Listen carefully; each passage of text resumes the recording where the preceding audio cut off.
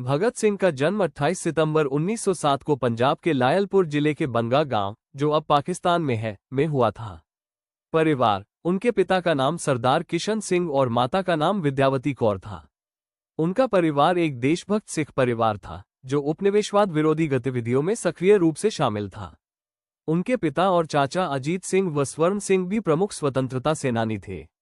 प्रारंभिक प्रभाव: जब वे केवल 12 वर्ष के थे, तब उन्होंने जलियांवाला बाग हत्याकांड को देखा, जिसने उन पर गहरा प्रभाव डाला और उनमें देशभक्ति की भावना को प्रबल किया।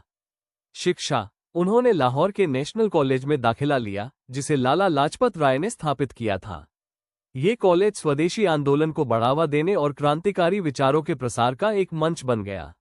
स्वतंत्रता संग्राम में योगदान: Hindustan Socialist Republican Association (HSRA), वे Hindustan Socialist Republican Association (HSRA) के एक प्रमुख सदस्य थे और ब्रिटिश औपनिवेशिक शासन के खिलाफ सशस्त्र प्रतिरोध की वकालत करते थे। प्रमुख घटनाएं: काकोरी कांड: उन्होंने अपने साथियों के साथ मिलकर काकोरी कांड को अंजाम दिया।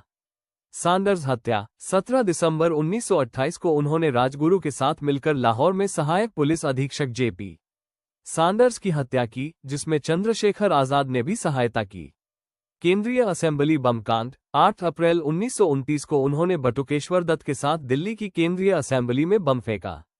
इस घटना का उद्देश्य किसी को नुकसान पहुंचाना नहीं था, बल्कि ब्रिटिश सरकार के बहरों को सुनाना था और अपने क्रांतिकारी विचारों को सार्वजनिक करना था। इस घटना के बाद उन्होंने गिरफ्तारी दी। विचार और दर्शन: भगत सिंह एक दूरदर्शी विचारक थे और उनके दर्शन में साम्राज्यवाद विरोधी, धर्मनिरपेक्षता और समाजवाद के तत्व शामिल थे। उनके प्रसिद्ध नारे "इनकलाब जिंदाबाद, क्रांति अमर रहे" और "साम्राज्यवाद का नाश हो" ने युवाओं में जोश भर दिया। वे मानते थे कि केवल बम और पिस्तौल क्रांति नहीं करते, बल्कि क्रांति की तलवार विचारों के पत्थर पर तेज होती है।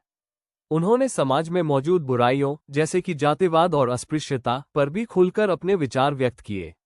शहादत: लाहौर षड्यंत्र केस, केंद्रीय असेंबली बम कांड और सैंडर्स हत्याकांड के कारण उन पर लाहौर षड्यंत्र केस चलाया गया। फांसी: 7 अक्टूबर 1930 को उन्हें फांसी की सजा सुनाई गई।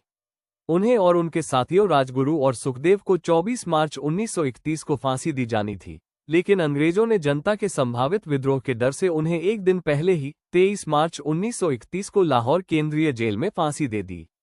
भगत सिंह का बलिदान भारतीय स्वतंत्रता संग्राम में एक महत्वपूर्ण मोड़ साबित हुआ और वे आज भी भारत के युवाओं के लिए प्रेरणा का स्रोत बने हुए हैं। शहीद-ए-आजम तू, इनकलाब का नारा, आजादी की लौ, दिल में तेरे थी प्यारा। फांसी का फंदा भी, जिसका हौसला न तोड़ सका, भारत माँ का वो लाल, जो कभी न